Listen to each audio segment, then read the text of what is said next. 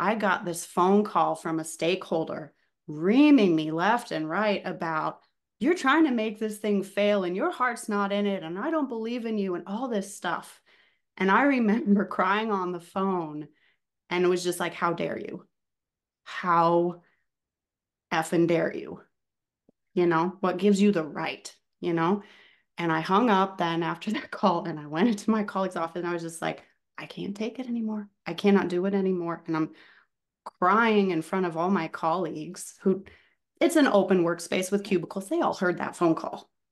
Teal, it's really great to connect today. And, I've introduced you a little bit already. One of the things when, we were exploring what to talk about on the podcast, one of the things that really stood out to me, we're probably going to be going a little bit backwards here, Hmm. is that your current path, where you are right now in your life, it was all triggered by knowing that you were becoming a mom. Mhm. What was it about becoming a mom, knowing that you have this tiny human growing inside of you and that you have this whole future in front of you? What was it about that gave you pause and to take inventory of where you were in life? Because I think this is really just going to hit for so many people. Yeah, I think it was this powerful realization that I've been responsible for myself my entire life, but this beautiful soul is coming and I'm responsible for her. And for a good part of my life, I've had, like, we've all had our struggles, right? We've all had our pain and our challenges. And what I've carried with me through my life and I'm working on healing, I don't want to pass on to her.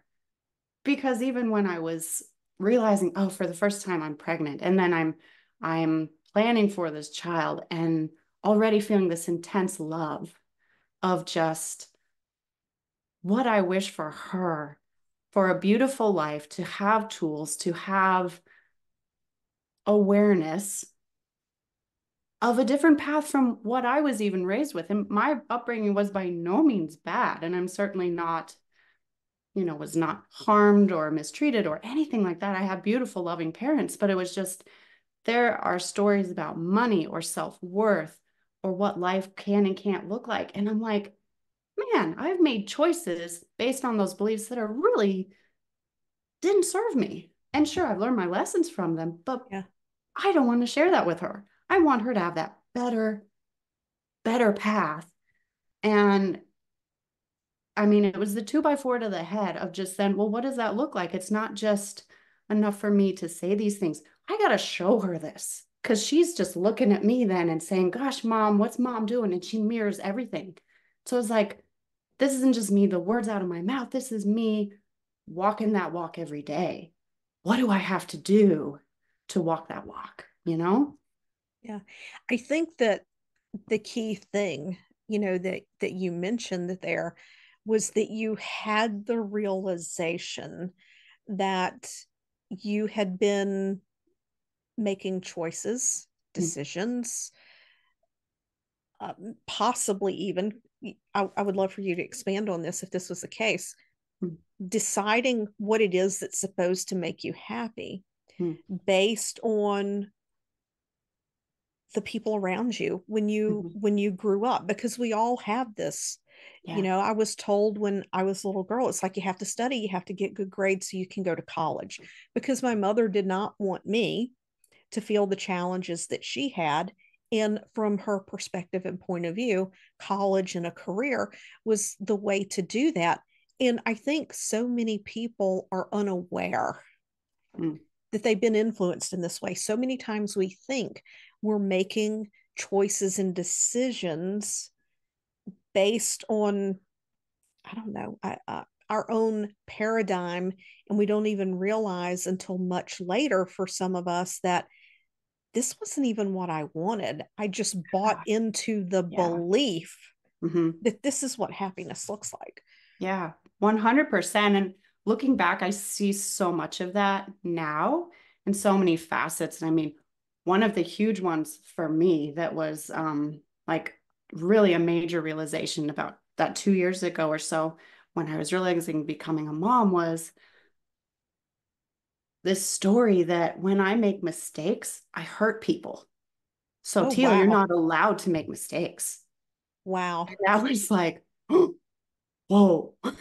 And I could see that playing out in my life, even from when I was a little kid and looking at like, okay, for example, like I got, well, sixth grade, I guess, I got braces.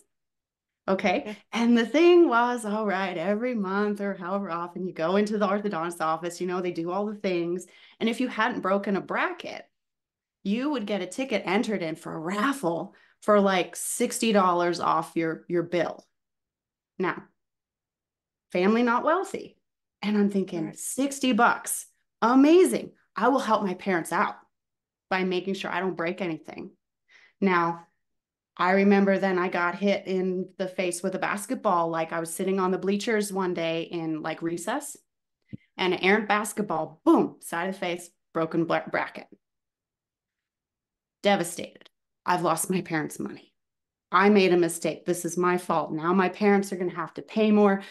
This is money that they're, saving. Dad's not able to buy a new truck because they're paying for my braces. That's just one example. And I've seen that repeat throughout my life. And that is such an innocent thing. Yeah. So if you're listening and you're thinking, "Oh, that's crazy," I want to share with you that Mm, it's not. I've done thousands of hours of sessions with clients, root cause work, mm-hmm, not reading a hypnosis script, but really going in to see where the seed was planted. And it's these innocent moments where we make this misperception and it yeah. sticks like glue Yeah. because we're open to that. So what I heard you say was that you became a little bit of a people pleaser and a fixer. Mm-hmm. And a super perfectionist and Oh, always achieving, like straight A's, top of my class, got every scholarship, did everything, grew up in a small town, the perfect kid of the town, like on and on and on over, constantly top of everything in my jobs, in my corporate, one of the youngest professional project managers handing, I mean, $100 million international projects, and I'm 30 years old for, yeah. How stuff fast? like that. And it's just like the seeing the stories that push that. And then what is the pressure that came with that? And then the jobs I chose because of that, that if I can please people, where am I left? Stuck, Yeah, unhappy. yeah. Yeah. Because when we please others, we're not tuned into who we are. Mm-mm, not at all. Yeah. Yeah. So nothing that you have said there surprises me, right? It's just something so simple can Hmm. influence who and what we are. And I don't know about you, but this is something that used to play a huge role in my life. I too grew up in a small town. Hmm. And the icing on that cake was my mother was a hairdresser. Ah. So Yeah. all of the local town gossip, you Hmm. couldn't sneeze Yeah. and she didn't know about it. And Hmm. I was expected to present myself in a certain way Hmm. because it was a reflection on her and her business. And I was literally taught that what other people thought mattered Yeah. more than what made me happy. And again, as you said, not in a negative way. Right. It was all with good intention. Yeah. Hmm. And, as women, we get this extra layer here to Hmm. peel because at our core, we are maternal and we are the caretakers to some extent. That doesn't mean men don't caretake. Hmm. My husband and I were partners as parents, Yeah. but it's only been in the last 10 to 15 years, from my perspective, I'm over 50 now, that we're really beginning to get a look of what it means Yeah. for a woman in her own right to be successful For sure. without having to carry um, the household. So Yeah. when you were in corporate, Mm. how close were you to burnout? Oh, I hit it and blew by. You hit it and Yeah. blew by. Yeah, for sure. Probably for the last year or so of corporate, I'd throw up every morning before I went to work, Yeah. crying in the bathroom, at lunch, like just barely holding it together, barely. And yeah, it So it I have it a was awful. question. I never worked corporate. I Yeah. worked anesthesia, but Yeah. how normal? Listen to me say normal. That is not normal. That is not normal, But how much but of that common. how Yeah. much of that is expected that you just suck it up and deal with it and get on to the next meeting? It sure felt like that to me. I mean, it sure felt like that to me. And I imagine there's variation from where you work from one place to another. And especially I'm by training, I'm a mechanical engineer was my all of my education. So with multiple degrees and a male dominated field, and more often than not, I'm the sole female. And if there was another woman that came in maybe a leadership position, she often had the nickname Ice Queen because she was so, had to be unmoved and no emotion and don't show and no nurturing and no giving and no, cutting corners or softness, Yeah. and I saw that over and over. And so, I mean, speaking just from, my experience, I feel like it was extremely common. And then I realized actually then, okay, how bad it actually was when then I'm seeing men breaking down in these situations too, and it's getting past the societal masculine facade and the cracks are coming, and I'm like, okay, it's not just me. Yeah. Yeah. So was there a key moment that you were like, that's it, I'm done, I'm out? I remember it. I remember one of my colleagues in the cubicle next door, and I remember walking in, I think it was in a morning and mid-morning, and what was it that set me off something? Oh, I remember. It was a phone call. So as a project manager, you're in charge of these projects, and basically your life is on the line for these things to sink or swim. And you're blamed for everything. You're praised for 10%, but it's your career and your responsibility.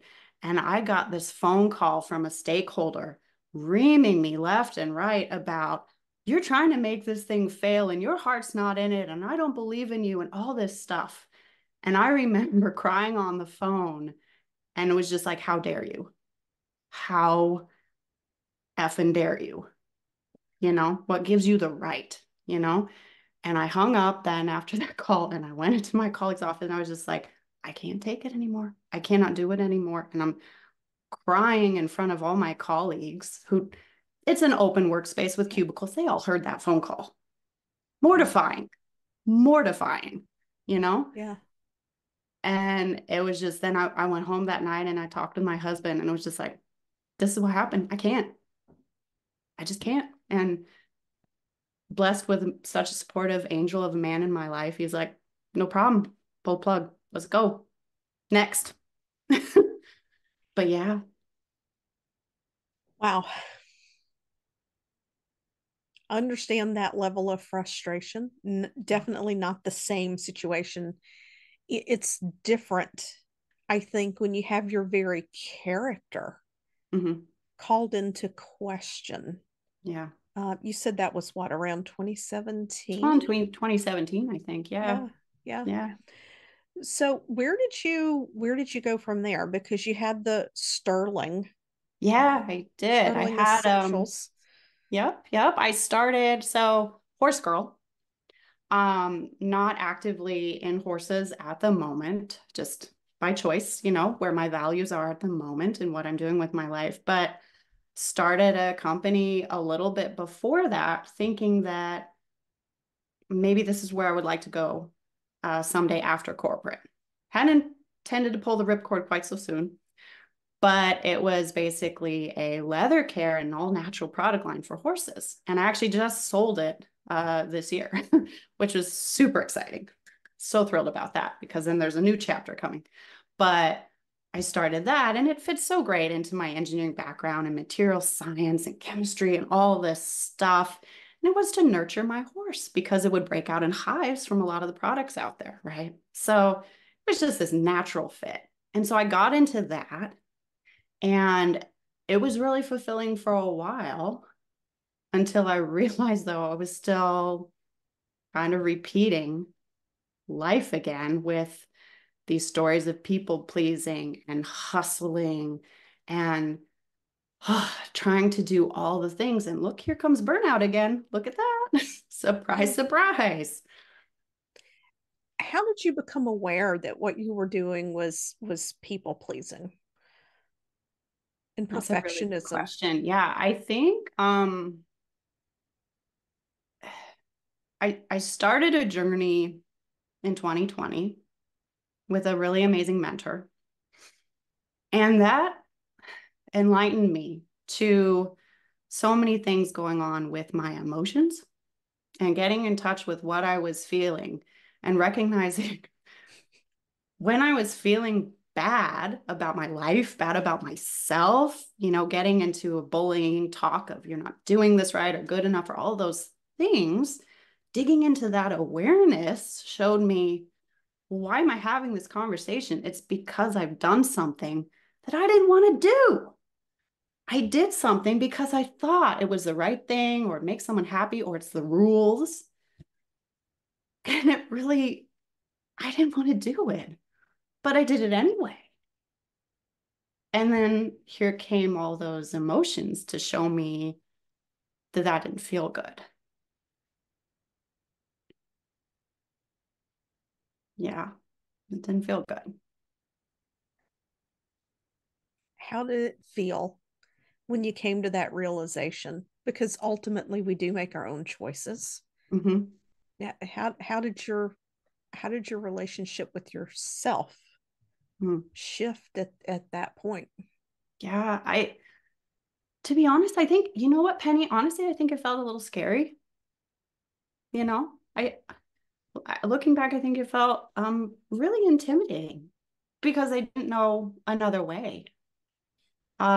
Stepping into, what does Teal want to do? What does Teal think about this? Teal not just parroting someone else's thoughts.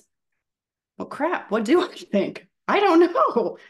Who am I under this shell I've been putting on? And then it was like, oh, but now I'm curious. Now I want to know. I want to re-meet myself. And it was this exciting realization of, well, I'm still me under all of this. It's not like it's been cut off or thrown away or, anything like that.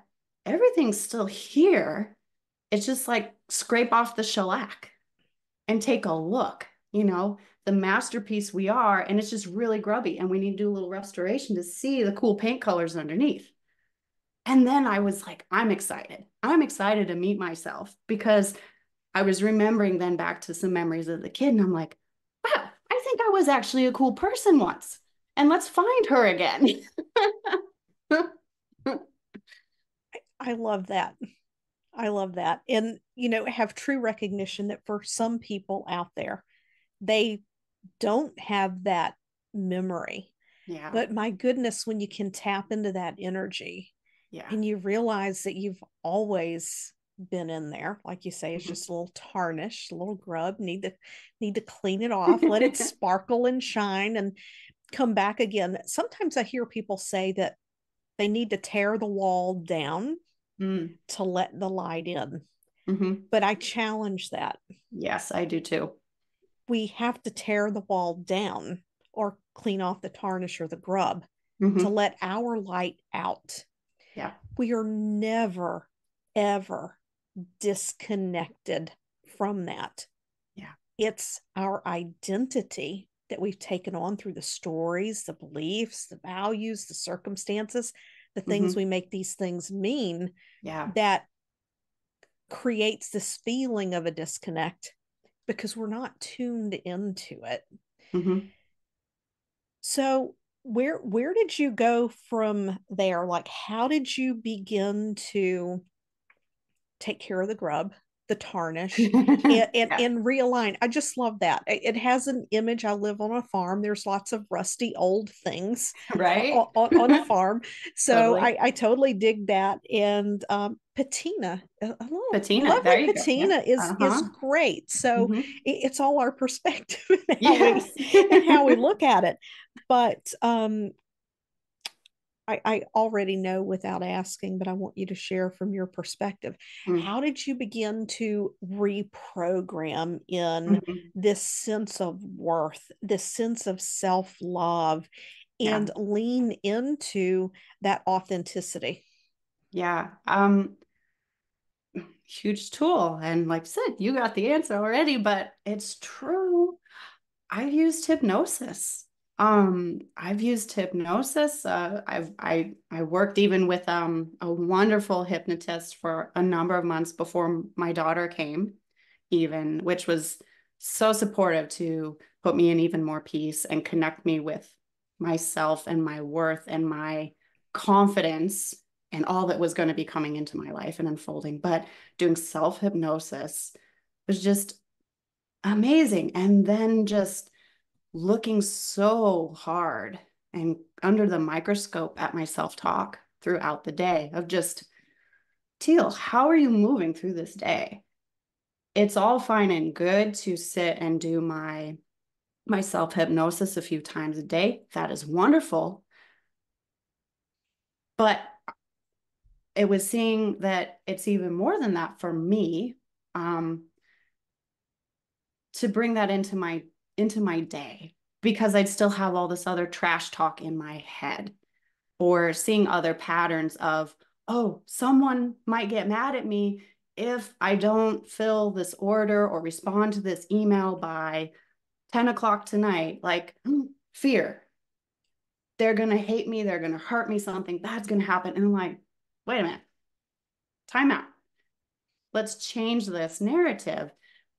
What can I say to myself to get myself out of this place of like fear, which is ultimately what people pleasing is. Yeah. It's this fear, and fear is an illusion anyway, to get me into that peace and that self-love of like, no, everything's fine.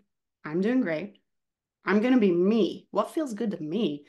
And so it's just for me this loving awareness constantly through my day of, what am I hearing? What am I saying? What am I placing my attention on,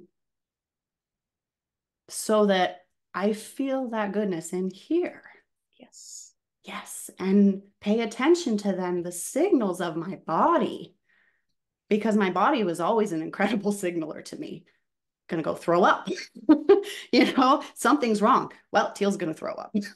Big signal. If I'm out of alignment or I'm getting away from my patina, my light, that shortness of breath, that constriction in my chest, the prickly hands. And so it's been a journey over these years of just, how am I connecting these sensations to what's going on here, Yeah. and then changing that. I've definitely been challenged on my message Mm, that unless we are literally being chased by a bear, a tiger, or mm, we are actually in a truly imminent life threatening situation, fear all comes from our thinking. mm-hmm. Period. End of discussion. And I get a lot of pushback on that. I can see I that. do. I get told Mm-hmm. I'm spiritually bypassing, Mm, but it doesn't mean I don't ever feel fear yeah. over things. Sometimes just out of the blue, like an email will roll into the email box and I see the subject line and it's like my gut immediately goes, oh. Yeah. And I'm like, wait a minute, like you haven't even opened the email. What's going on in this little mind that you're thinking that Mhm. there's going to be something not good Yeah. in there? So we can never totally shut those things off. But I love that you shared that awareness. What was it that allowed you to come to that place? Because I know for me, it took a lot of work. It took a lot of Hmm. peeling of the stories. It took Yeah. facing myself. And when I woke up and I was feeling anything less than at peace, it's like, okay, what is going on here? Because my Yeah. world, yes, the world outside, there are things going on, but those things do not directly impact me. So, Mhm. what's going on here in this little mind of mine? Yeah. So, what did it look like to work through to that point? Yeah. I mean, if I'm honest about that, I mean, I had kind of a holy crap moment. Funny. Everything kind of recently stems around 2 years ago with kind of becoming a mom. I mean, well, I mean, it's such a momentous event. It's no wonder that then so much bubbles up to the surface, right? I mean, it's no wonder. But with all of my stories, I've had times where I've been depressed. And even before Marina came, I was having times when I was suicidal feelings, right? And, for some people, that's the word with a big S and it freaks them out. And again, in that time, it was wow, I'm in so much pain. What do I want to do about that? And it was so sobering. Um, and to then say, well, there's choices. Life is choice. You always have a choice, Teal. What are you going to do? And my choice was to get rid of that pain by living. And to do that, it meant seeing that my anger, my people pleasing, my worry, my anxiety was coming from fear and the fear of being, not accepted, fear of bad things happening, fear of mistakes, and on and on and on, fear with money or lack, or how will I provide for my family if I can't do as much because I'm a mom now? All those stories and so much of that, especially as women, with this story of, well, you got to be the mom now. That's your contribution. And it is, and it's beautiful. But it was this fear then that I would have to ignore the rest of myself too and leave her behind in order to become a mom. And that felt terrifying to me because I felt I have still so much to give. And it was seeing that this is just chatter. And it took a lot to work through that. And I mean, I still am, and I'm gonna be working through that until I leave the planet. This is our journey, but it was those little whispers. And okay, maybe, I mean, right, I am spiritually minded, and to me, this all came then, through, for example, me with dream time, or I reach out to, some people call them spirit guides. Like I reach out to them, I call them my luminous ones. I reach out to my higher self to deepen those connections and ask for wisdom and guidance. What am I not seeing here that I need to see? And the message was just, Teal, you're in fear. Everything you're feeling, Teal, you're in fear. And that fear doesn't really exist because our universe is love. And it brought me to tears, Penny. It brought me to tears. I can feel it, right? And we do have moments. You and I um, both have had the same coach, Mm-hmm. and through him we connected with a shaman, and he talks about being at peace, Mm-hmm. and when you can get in that moment where you feel that bliss and Yeah. you feel that peace, it's as if time stands still. Yes. it, Yes. it, it really is. And then when we get into that fear, it's we put all this meaning Mm-hmm. on it, and to be able to peel that back makes all the difference in the world. Now, Yeah. how did you decide what it was going to look like, your identity, if you will? Mm, How did you decide what it looked like to be able to be that mother and to mm. create that difference for Marina and not leave yourself behind at the same time? I think there were sort of two words that came up for me to hold as part of my identity. One was fun, and the other was space. And to me, that meant if I'm not having fun, then I'm probably not in joy and I'm probably not in peace. So if I can look at things as an adventure and fun, I'm going to find my way. And I'm going to find my way of having fun with Marina and also fun with myself.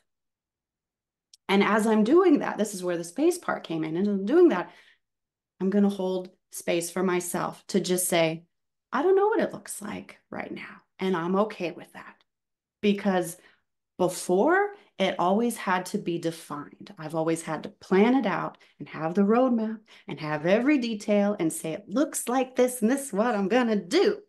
And it's just like, no, that doesn't work. That doesn't work. So here's the space to say, okay, Marina's teething.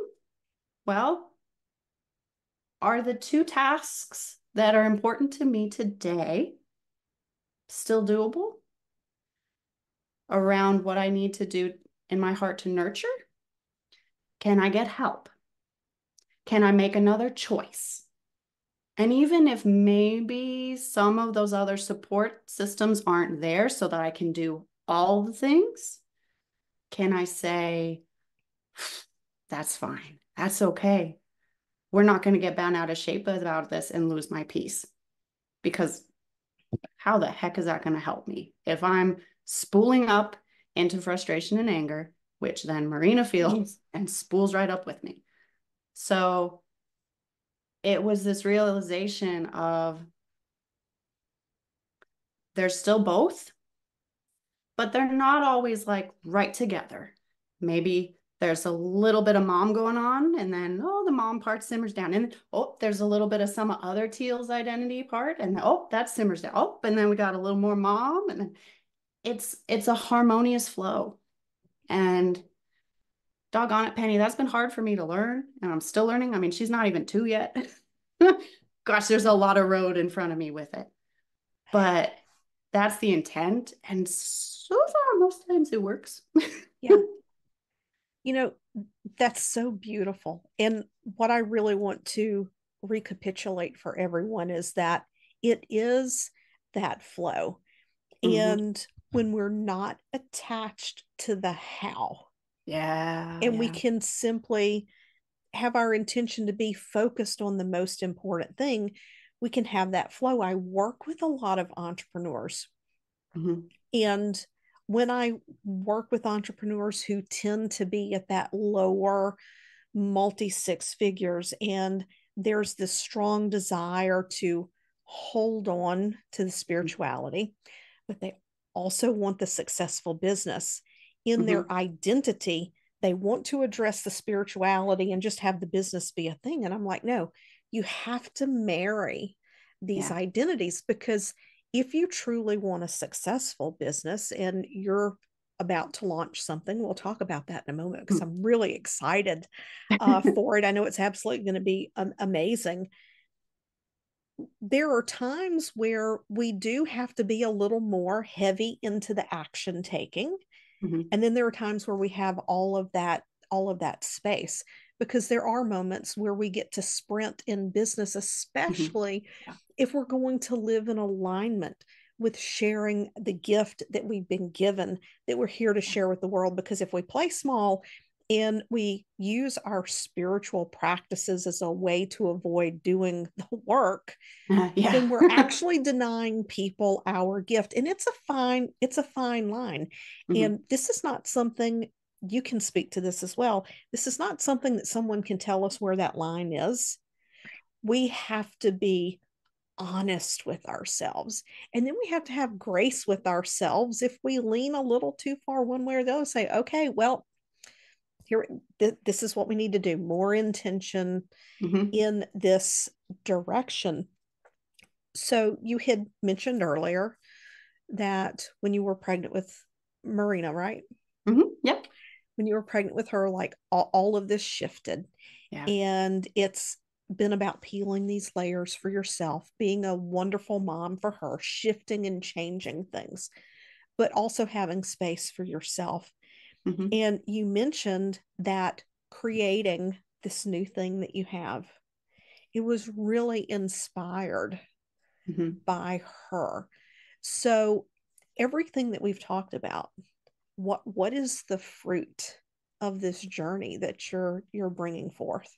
Yeah. Well, I think it's, yeah, been a long time coming, sort of bubbling in the background, even if I didn't realize it was there. And, the new journey for me now has been to step into being a coach for women because I know so many women relate to my journey. And so many maybe don't even talk about it or share about it, that how deep their feelings go with the things that we carry, the things we deal with.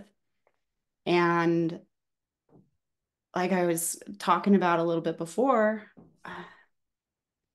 I don't want Marina to have my suffering. Now, that sounds so, in a way, grandiose because she's going to have her journey. She's going to do her thing. It doesn't really matter what I do. She's got her path. I can just offer some things to her. And what I realized is the things that I want to offer to Marina are things I wish that I'd known about growing up. And as a young woman going through school and into my professional career and becoming then a wife and a mom, and I wish I'd had these things. Now, when I say I wish, I wouldn't be the person I am if I'd had them. It'd be a different story. So clearly, my experiences have brought me to this place so that I have these lessons and these learnings to share and help others. And I realize though that women hopefully will be served by hearing also what I want to share with my daughter about what life is and is not, about how we can move through society in a peaceful way, regardless of what our society and world is doing or is trying to tell us, regardless of some of these other limiting beliefs or generational baggage we may be picking up from our families. And it's just felt like it's ready to burst out of me to share this with other women because now with my awareness, I look and I'm like, okay, social media, right? It's so omnipresent in our lives. And I see this all the time, the things that women are sharing about, oh, I'm so stressed or I'm so tired or I don't know what to do. Or, I got this hater that said these comments on my social media page. And I'm like, that's just like this tiniest little tip of the iceberg. And my heart goes out to all of these women that I see and everyone in the world really who is carrying this stuff and they don't know that there's a better way, that they don't have to keep doing as they're doing. There's another path and I want to Yes. talk about that. Yeah. I absolutely agree. And it goes back to our parents. They Mm-hmm. were doing the best that they could Yes. do with what Mm-hmm. they knew and they understood. And, at some point, we wake up and we realize a better way, but that's because of our journey That's and our path that we're like, hey, wait a minute, this can be different. And we get to be the generational trauma breakers or the right. generational pattern breakers or whatever you choose to call it. So Mm-hmm. what is your program? Because it's going to be launching right around the time that this episode comes out. So tell us a Yeah. little bit about that. Yeah, so I personally, I don't know what everybody else is gonna think, and you know what? It doesn't matter because I'm not in it to please people. But I love the name. the name just came to me. It was definitely a gifted awareness, and it was the Modern Goddess's Guide to Thriving in Humanity. I love it. And to me, it's just in a nutshell of, you know what? We're goddesses. We are beautiful. We are unique and special and radiant women. And we're just infinite beings. And we're here having this life on this planet, but we're a goddess, you know? We are so wonderful and special. And enough with trying to play that down, you know? And at least this is, you know, this is my personal experience. And people can call it whatever they want, and that's just fine. But we're these modern goddesses, these beautiful souls in this world of humanity. And it's our time to thrive. It's not surviving. Surviving does not cut it anymore. Mediocrity does not cut it anymore. Let's throw off these chains. And it's this guide that is taking women through a story, a narrative of learning to love themselves and accept themselves, of learning to discern and develop a roadmap for their journey through this life, to deepen their connection with their soul and their higher self and the universe and other wonderful connections, so that they open themselves up to this new path and awareness that there is so much more than just what's right sitting in front of them. And the way I kind of coined it was, you know, it's like a love letter. That's how I've looked at it. When I was first looking at this, it's a love letter from me to my daughter, Marina, you know, because what is one of the most beautiful things we can share to those we love is a way for them to navigate and love themselves and end their suffering. How more loving can we be, right? And so I look at this and it's a love letter from all of our higher selves then to women, you know, this beautiful message. And I'm so thrilled about it, Penny. I'm so thrilled about it. And I'm just really looking forward to bringing it into the light. You know, as someone whose sole mission is to help people remember who they are Yeah. and to really remember what it is to unconditionally love themselves, Yeah. um, and not have that judgment, my face might feel a little wet. Yeah. Because it resonates Yeah. so deeply. It Mm. resonates, and you know, our emotions are powerful. They're a compass to help us to get onto our path. And before we wrap this up, and I'm going to leave it with you letting everyone know where to find you on social media, we will have a link to the wait list Oh, thank you. for your program in the show notes. But Teal mentioned just a bit back about where she was with her depression and her feelings and the big S word. Mm-hmm. And if you have listened to my podcast for any length of time, you know that I've shared on a couple occasions my um, my moment where I went from having it all together because I had the Mm-hmm. pressure cooker lid on the emotions. I went from having it all together to suicidal in a matter of like 2.5 hours. If you're feeling Mm-hmm. those feelings, if you are feeling those thoughts, Yeah. please reach out to the National Suicide Hotline. We're Yes. going to have that number Mm-hmm. in the show notes for you because Teal and I both Yeah. are living proof that you can move out of it Mm-hmm. and thrive beyond it. Is there Yes. anything you want to add to that, Teal? Yes. And reach out to those who are close to you, because the one of the important things that came home for me is how I am very important to this world, to those around me, and you are valuable, you are loved, you are perfect and beautiful just the way you are, just Yep. because you exist. So, And people in your life would much rather be air fingers quote bothered, because I know yes, sometimes when we're feeling down, we don't want to bother people, we don't want to pull people down, but the people who love us the most, if they truly knew how much pain we were in, Yeah, they would rather know and help us absolutely. than to not. So where are you on Mhm. social media, ma'am?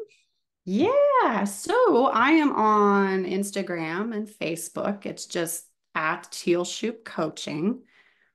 And I think that's kind of the big hitters really. And then of course I have a website, which is tealshoopcoaching.com. And a lovely little newsletter, which is available too, which I like to pop in with my wit and wisdom every Monday. And um, but yeah, just oh, I guess, well, are you on Threads? I'm also on Threads, but that's I, this whole Instagram thing too. I But I don't know. yeah, The jury's out on that one still. But yeah. yeah, so the main ones. Yeah, I just started a YouTube channel too. And Yes. sorry, folks, I don't remember what the jargon is for the name. It gave me an interesting little code, and I don't know that's converted yet into like a Teal Shoop coaching thing. I mean, if you search it, you probably find it, but that's still got to figure itself out. It's But yeah, always something fun. I'm sure if they get on your list at some point, it'll go out in your newsletter and they'll be able to get it. So it was yeah, a lovely conversation. Thank you for your honesty and your realness, because that is just so needed right now. And if you enjoyed this episode, please do a screenshot, share it on Instagram, tag Teal, tag myself. This is just a journey that's so important. And as women, or if you're a husband and you have a woman in your life that you love, mother, sister, wife, and you would like to see other women thrive as well, we'd love for you to share it too. We're not going to be stingy absolutely. about We're it. not stingy. I really appreciated having you join me today for this episode of Penny on Your Thoughts. I would really appreciate it if you would take a moment and head over to your favorite podcast platform and leave a positive review about the podcast. It helps me to reach more people, to help them to enlighten, elevate, and expand their lives. Be sure to subscribe to the show if you haven't already, and I look forward to seeing you back here again next week.